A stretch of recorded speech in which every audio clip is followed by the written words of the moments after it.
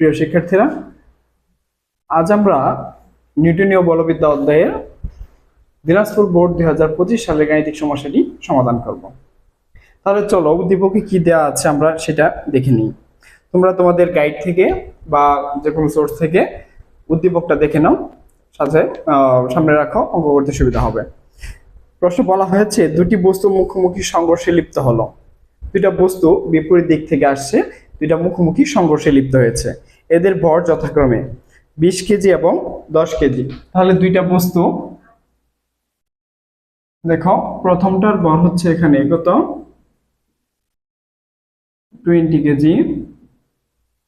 দ্বিতীয়টার ভর m2 সমান হচ্ছে 10 কেজি। প্রথম বস্তুটি 100 কিলোমিটার পার আওয়ার বেগে বাম থেকে ডান দিকে যাচ্ছে। তাহলে প্রথম বস্তু ধরো এইটা বাম থেকে কি ডান দিকে যাচ্ছে, এটার ভর m1, আদিবেগ v0 1, কত 100 কিলোমিটার পার আওয়ার বেগে। তাহলে v0 1 সমান হচ্ছে কি 100 কিলোমিটার পার আওয়ার। 3.6 দিয়ে ভাগ করবে, ভাগ করলে কি মিটার পার সেকেন্ড হবে। আর দ্বিতীয় বস্তুটি 50 কিলোমিটার পার আওয়ার বেগে ডান থেকে বাম দিকে চলছিল। তাহলে দ্বিতীয় বস্তু ডান থেকে কি বাম দিকে উল্টা দিকে যাচ্ছে, v0 2 সমান 50 কিলোমিটার পার আওয়ার বেগে। এখানে কিন্তু উল্টা দিকে যাচ্ছে, এই জন্য কি হবে, দ্বিতীয় বস্তুটার আগে মাইনাস দিবা। তাহলে v0 2 সমান কি -50 কিলোমিটার পার আওয়ার। তাহলে আমরা দুইটাকে কি 3.6 দিয়ে ভাগ করব, মিটার পার সেকেন্ড হয়ে যাবে। সংঘর্ষের পর বস্তু দুটি সম্মিলিতভাবে একই বেগে বাম থেকে ডান দিকে চলছিল। তাহলে দুইটা একসাথে মিলিত হয়ে সংঘর্ষের পর ধরো ভি বেগে চলছিল, মিলিত বেগটা হচ্ছে ভি। তাহলে আমাদের গ নং প্রশ্ন হচ্ছে দুটি বস্তুর সম্মিলিত বেগ হিসাব করো, মিলিত বেগ বের করব। আগে আমরা ওই যে মিটার পার সেকেন্ড নিয়ে নিই, কিলোমিটার পার আওয়ারকে মিটার পার সেকেন্ডে নিয়ে নিব।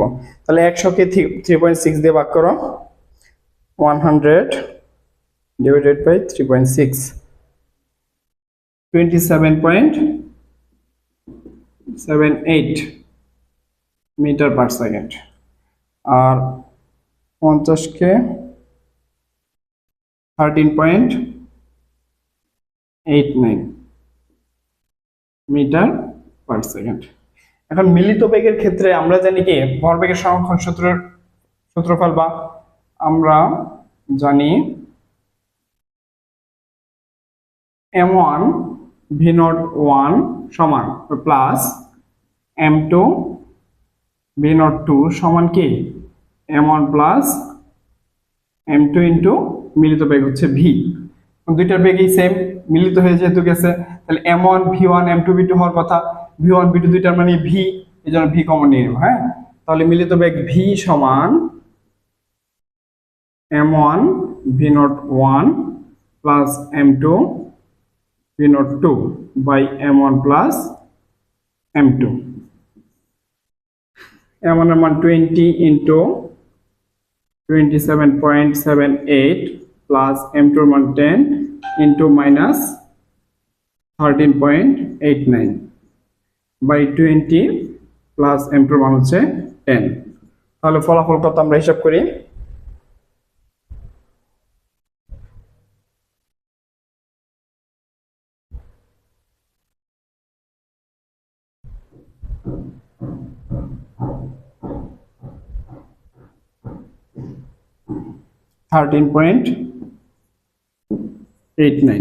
তাহলে মিলিত বেগ হবে কি 13.89। যেহেতু মিটার পার সেকেন্ড কে প্রথম পজিটিভ আসছে মানটা, ভির মানটা পজিটিভ, তার মানে কি প্রথম বস্তু যে দিকে যাচ্ছিল, তার মানে এই যে এই বস্তু যে দিকে যাচ্ছিল বাম থেকে ডানে, তাহলে মিলিত বেগটা হবে কি বাম থেকে ডান দিকে।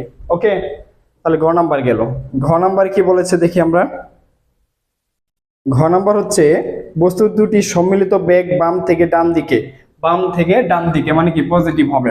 হ্যাঁ, 70 কিলোমিটার পার আওয়ার হলে সংঘর্ষ কোন ধরনের হবে, অর্থাৎ সংঘর্ষটা স্থিতিস্থাপক কিনা। তাহলে এখানে কিন্তু মিলিত বেগ, ঘর ক্ষেত্রে মিলিত বেগ দেওয়া আছে, তাহলে আমরা এটা মুছে দিই।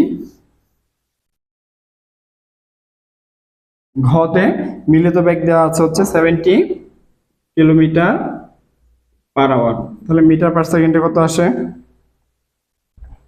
70/100 3.6 19.44 মিটার পার সেকেন্ড। হ্যাঁ, তাহলে মিলিত বেগ দেওয়া আছে, আমরা এটাকে ভি প্রাইম দেব, আগেরটা যেহেতু ভি ছিল এটা ভি প্রাইম দেব। এখন সংঘর্ষটি স্থিতিস্থাপক কিনা, তাহলে সংঘর্ষের পূর্বে মোট কে গতিশক্তি নির্ণয় করব, সংঘর্ষের পর মোট গতিশক্তি নির্ণয় করব। উভয় ক্ষেত্রে গতিশক্তি যদি সমান হয় তাহলে স্থিতিস্থাপক, সমান না হলে স্থিতিস্থাপক নয়।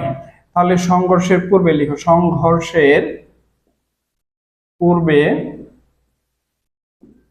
মোট গতিশক্তি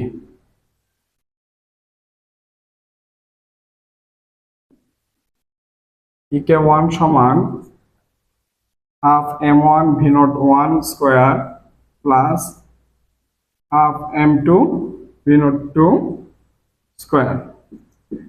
হাফ m1 এর মান 20, v0 1 এর মান হচ্ছে 27.78 স্কয়ার প্লাস হাফ m2 এর মান 10, v0 2 এর মান 13.89 স্কয়ার।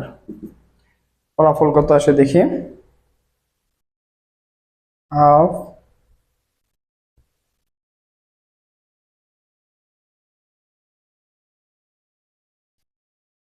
প্লাস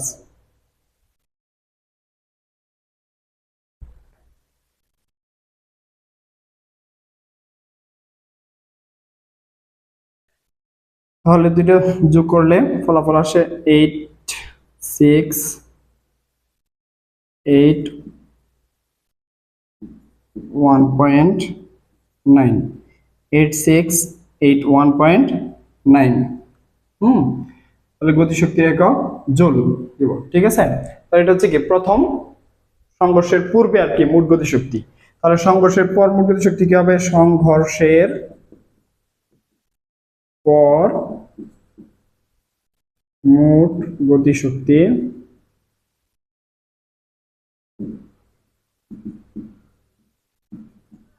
হাফ, যেহেতু মিলিত বেগ এক্ষেত্রে বেগ একসাথে দিয়ে দেবো m1 plus m2 into V square, V prime square. হ্যাঁ, তাহলে হাফ m1 20, m2 10, ভি প্রাইমের মান হচ্ছে 19.44 স্কোয়ার।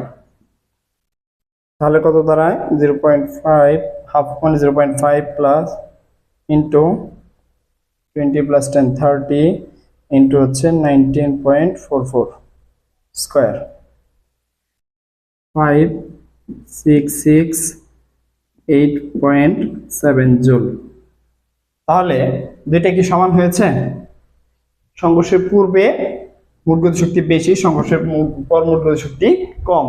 যেহেতু দুইটা সমান নয়, EK1 is not equal to কি EK2, যেহেতু সংঘর্ষের পূর্বে এবং পরে মোট গতিশক্তি সমান নয়, সুতরাং সংঘর্ষটি স্থিতিস্থাপক নয়। বুঝতে পারছো? তাহলে উদ্দীপকে বলেছিল কি কোন ধরনের সংঘর্ষ হবে, তাহলে কি হবে, সংঘর্ষটা স্থিতিস্থাপক নয় বা অস্থিতিস্থাপক সংঘর্ষ হবে। আশা করি সবাই বুঝতে পেরেছো। ধন্যবাদ সবাই।